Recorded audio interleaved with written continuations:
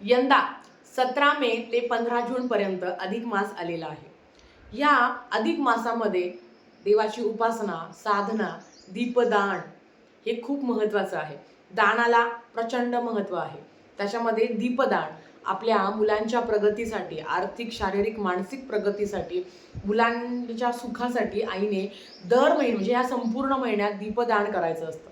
मग तुम्ही अखंड दिवा पण लावू शकता, नाहीतर तुम्ही साधा दिवा पण लावू शकता। मग तुम्ही मंदिरात दान करा, तुम्ही घरात दान करू शकता, म्हणजे तुम्ही घरात दिवा लावू शकता, मंदिरात दिवा लावू शकता, किंवा पवित्र नद्याच्या ठिकाणी जाऊन पण तुम्ही दीपदान करू शकता।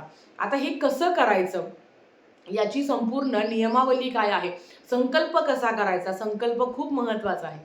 संकल्प करत असताना कुठल्या शब्दाचा वापर करायचा, कुठले शब्द बोलायचे नाही, हे सुद्धा तेवढंच महत्त्वाचं आहे।